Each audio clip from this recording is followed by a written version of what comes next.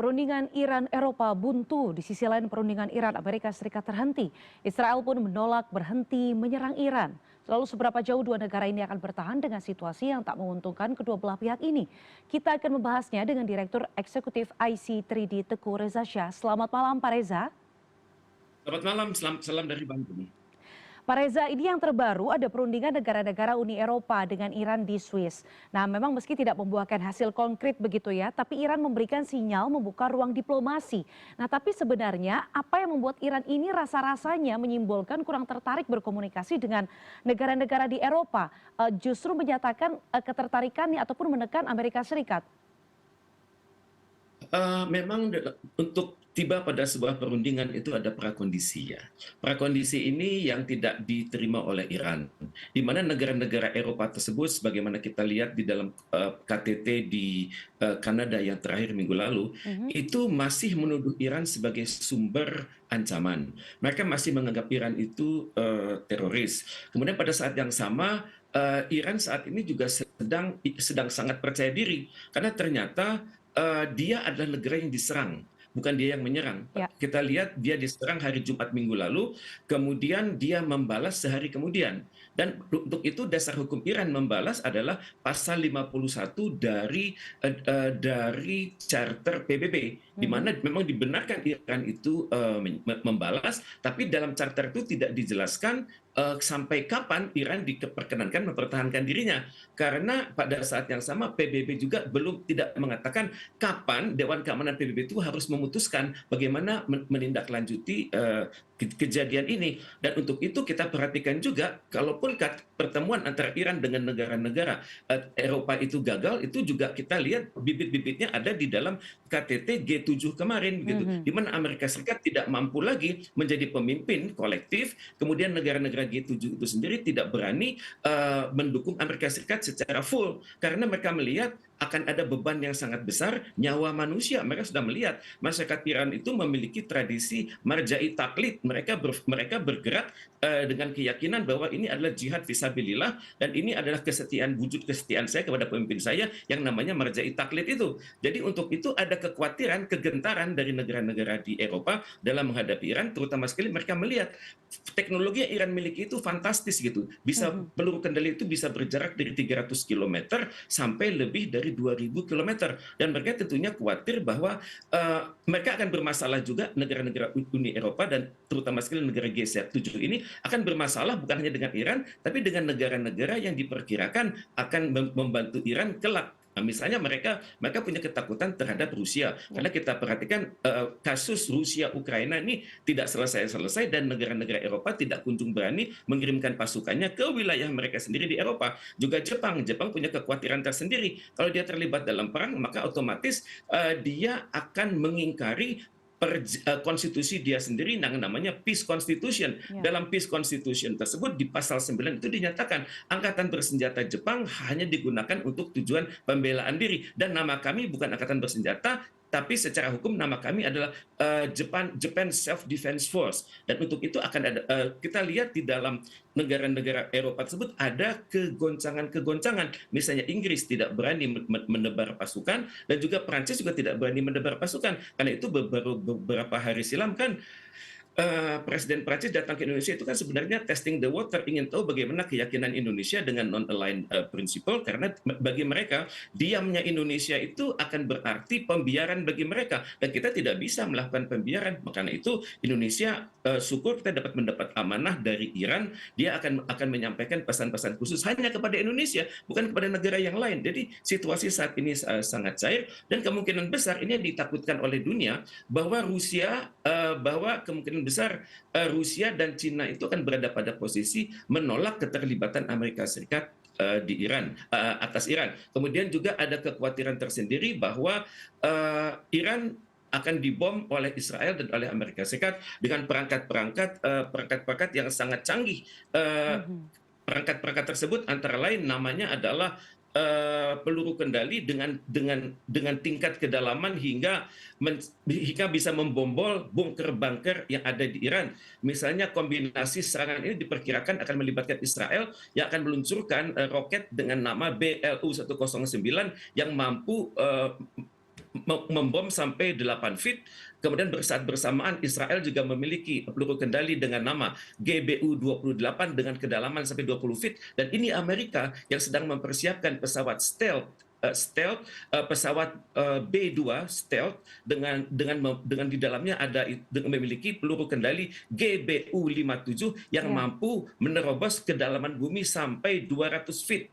Maka kita tidak kalau benar-benar hal ini terjadi, maka akan terjadi kiamat di Iran. Dan tentunya sebelum hal ini terjadi, diplomasi sangat dibutuhkan. Karena itu kita sangat berharap KTT luar biasa di Turki beberapa hari mendatang akan membawa hasil, dan juga dari situ akan diperkuat dengan resolusi Dewan Keamanan dan resolusi di Majelis Umum PBB. Ini menarik begitu ya ketika Anda menyebutkan juga sepertinya ada banyak sekali negara yang juga masih wait and see untuk melihat apakah mereka dalam tanda kutip jadi partisipan dalam konflik ini atau tidak. Nah, kalau tadi dari segi Iran Anda menyebutkan bahwa ada prakondisi yang tidak dipenuhi oleh negara-negara Eropa begitu ya, sehingga buntu. Kita balik perspektifnya dari segi yang menyerang begitu Pak, yakni dari segi Israel Pak Reza. Banyak pihak yang menyebut hanya butuh sebenarnya satu telepon saja dari Amerika Serikat untuk menghentikan agresi Israel ke Iran, yakni telepon dari Amerika Serikat. Tapi Amerika Serikat sendiri pun sepertinya juga sedang buying time untuk menentukan sikap. Bagaimana sebenarnya Anda membaca langkah Amerika Serikat ini? Apa sebenarnya yang ingin dituju ataupun ingin dicapai? Kepentingan AS seperti apa yang ingin dicapai dalam waktu buying time ini? Saat sekarang Amerika Serikat dipimpin oleh seorang Donald Trump kan, dan seringkali Donald Trump itu tidak realistis dalam memahami hubungan internasional. Misalnya kita perhatikan cara dia memandang Cina itu tidak ada rumusnya. Kalau misalnya kita perhatikan statement dari pakar-pakar ekonomi Amerika Serikat seperti Jeffrey Sachs dan Stiglitz, mereka mengatakan tidak ada dalam literatur yang kami bikin selama seratusan tahun ini bagaimana yang dipraktekkan oleh Trump. Tidak. Trump lebih percaya pada kelompok-kelompok individu yang berada di sekeliling dia atau ring satu dia. Dan terbukti Trump juga tidak bisa duet dengan Elon Musk. Padahal idealnya ini adalah duet yang luar biasa. Yang satu bergerak di bidang politik, satu bergerak di bidang bisnis, ekonomi, dan riset ruang angkasa. Tapi kan sudah terasa sekali Elon Musk keberatan duet dengan Trump dilanjutkan karena dia melihat dia sudah bantu Donald Trump itu 20 juta US dollar selama kampanye. Tentunya ada harapan kan bisnis internasional akan diberikan kepada Elon Musk, tapi ternyata tidak kunjung diberikan. Dan untuk itu saya pikir Amerika Serikat masih berpikir keras apa yang akan dilakukannya dengan Iran itu.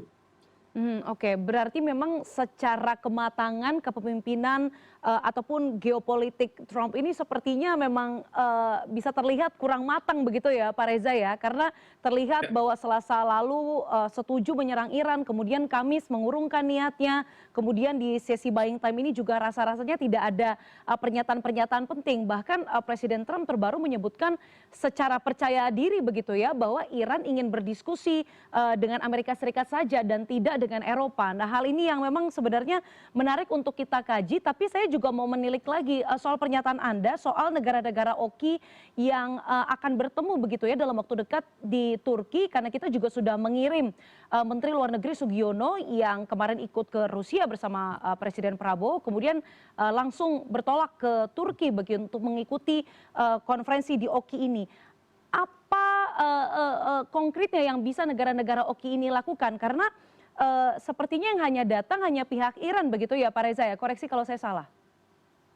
Memang kebiasaannya negara-negara OKI tersebut itu NATO ya, alias no action talk only ya. Mereka hanya menghasilkan joint communique ataupun chairman statement, tapi tidak ada langkah-langkah konkret. Terbukti di KTT luar biasa OKI dan Liga Arab 2 tahun silam, itu di Arab Saudi. Itu sebenarnya mereka sudah meminta kesediaan Indonesia dan 7 negara lainnya seperti Arab Saudi, Mesir, kemudian Yordania dan Palestina untuk sama-sama menggalang posisi untuk menyelesaikan krisis yang ada di antara Israel dan Palestina. Tapi kan sampai sekarang langkah-langkahnya tidak berjalan baik. Hanya Indonesia sendiri yang berkinerja begitu. Ya. Padahal untuk penyelesaian krisis Iran dan Israel ini sebenarnya banyak sekali resolusi yang bisa disarikan dari Majelis Umum PBB dan juga dari Dewan Keamanan PBB. Ini dunia berada pada satu titik di mana kalau kita tidak hati-hati, dunia ini bisa musnah karena peluru kendali yang dibawa oleh Amerika Serikat lewat pesawat B-2 stealth itu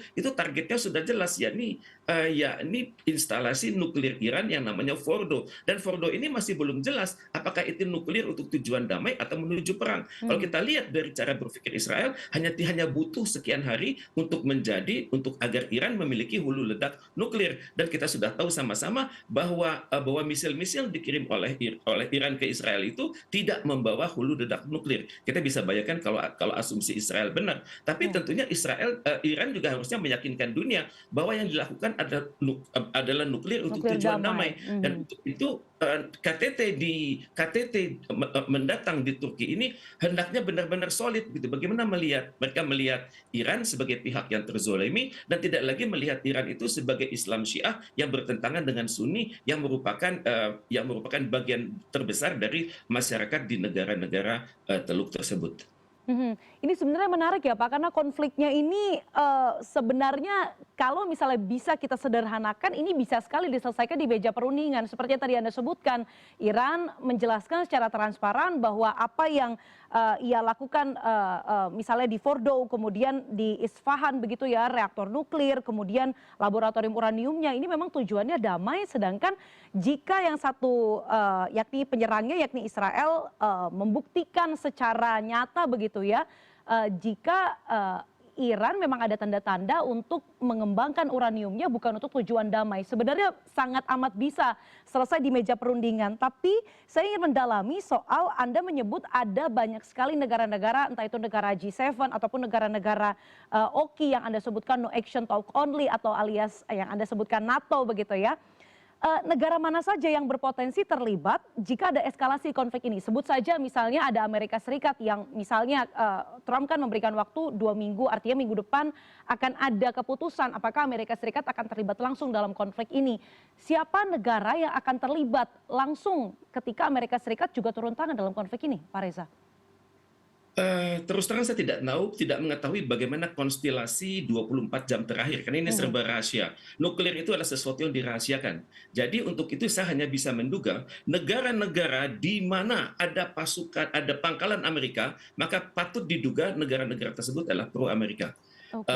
Mungkin dengan segala kerendahan hati saya mengatakan pasukan Amerika itu ada di Yordania, ada di Suriah, ada di Uni Arab Emirat, dan kemungkinan besar ada di Irak dan juga ada di bagian kecil Saudi Arabia, tapi dengan status bukan pangkalan militer tapi a listening post. Dan listening post ini tugasnya adalah mengganggu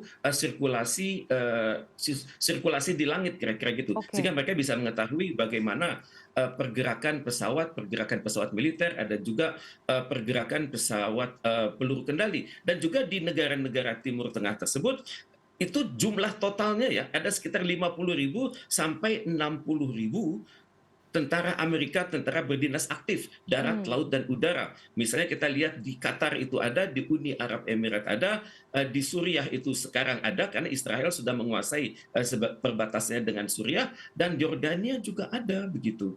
Jadi saya khawatir selama 48 jam terakhir ini terjadi perubahan konstelasi di mana negara-negara yang pro Israel yang terikat dalam berbagai perjanjian, entah namanya perjanjian konsultasi, perjanjian logistik, perjanjian izin untuk pesawat mendarat ataupun untuk share information, kemungkinan besar mereka juga sudah melihat gitu. Maka sekaranglah saatnya untuk bersama Iran, karena di Timur Tengah ini Israel adalah sumber bermasalah. Dan di kalangan dunia Arab itu statementnya sudah sama. Amerika Serikat itu adalah setan besar, bahasa Arabnya adalah Syaitanul Akbar, dan Israel adalah setan kecil, bahasa Arabnya adalah Syaitanul Asgor. Dan untuk itu dalam kondisi sekarang negara-negara Timur Tengah itu sudah benar-benar yakin bahwa dengan dua negara ini sangat sulit kita bernegosiasi, karena kalau kita terlibat negosiasi mereka akan tidak jujur. Kalau mereka sudah ada komitmen, kemungkinan besar mereka cederai, dan kalau sudah komitmen itu menjadi program kegiatan, mereka akan menggunting dalam lipatan. Ini adalah image yang ada di kalangan negara-negara di Timur Tengah saat ini. Di dalam kondisi ini bisa dimengerti kenapa Iran juga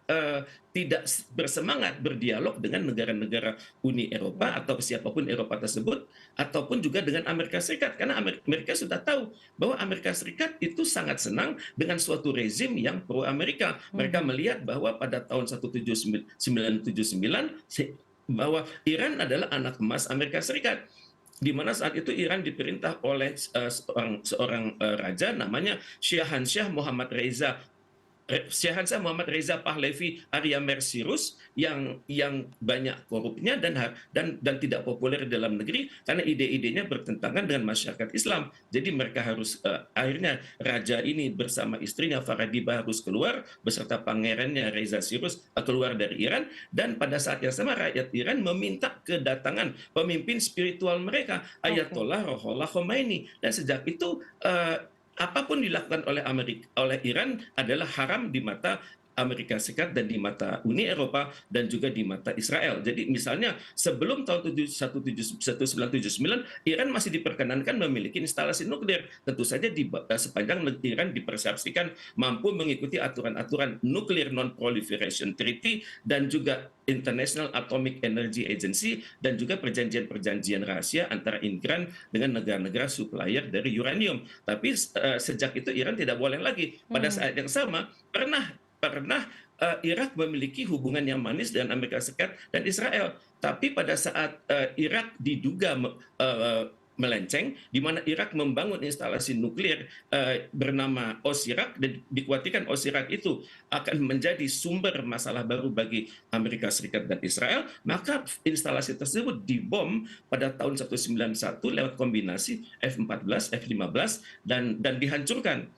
Dan sejak itu negara-negara Arab melihat Barat tidak mau melihat kita maju, Barat tidak mau melihat kita mandiri, dan sumber masalahnya adalah Amerika Serikat dan Israel. Cuman masalahnya, apakah ini akan menjadi perang dunia kedua? Secara teori mungkin, karena Amerika memegang kendali atas NATO. Di dalam NATO ada aturan di pasal 5 yang mengatakan serangan terhadap salah satu negara kita akan berarti serangan bagi kita secara keseluruhan, dan kita semua harus bergerak sesuai dengan proses konstitusional di negara masing-masing. Maka disitulah Inggris bersama Amerika, Jerman, Perancis, Italia, Spanyol bersama Amerika. Pada saat yang sama, Amerika Serikat juga memiliki jaringan aliansi militer di berbagai belahan bumi. Misalnya dengan di kawasan Indo-Pasifik, dia memiliki aliansi namanya Australia, New Zealand, United States yang dibangun tahun 1950-an lalu. Pada saat yang sama, Australia dan New Zealand juga terikat dan kerjasama serupa dengan Inggris dengan nama Australia, New Zealand, United Kingdom.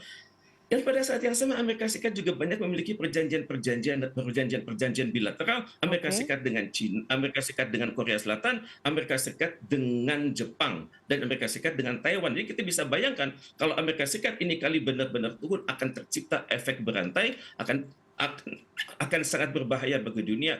Kan perang dunia ketiga akan terwujud. Pada saat yang sama juga kita melihat banyak negara yang saling mengincar.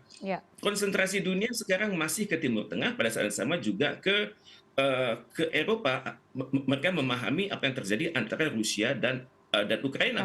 Kalau ya konsentrasi dunia bisa lengah, karena Cina bisa saja mengambil momentum untuk mempersatukan Taiwan ke dalam Cina, kemudian juga mengganggu pulau-pulau kecil atau atol yang ada di Laut Cina Selatan. Oke, baik. Kita harapkan nanti minggu depan ataupun mungkin secepatnya keputusan damai atau minimal gencatan senjata sudah bisa tercapai begitu ya antar dua negara ataupun negara-negara yang lain. Semoga justru tidak menjadi dalam tanda kutip kompor begitu ya Pak Reza ya, tetapi justru menjadi juru damai. Terima kasih Direktur Eksekutif IC3 di Teguh Reza Shah untuk malam hari ini di CNN Indonesia Prime News.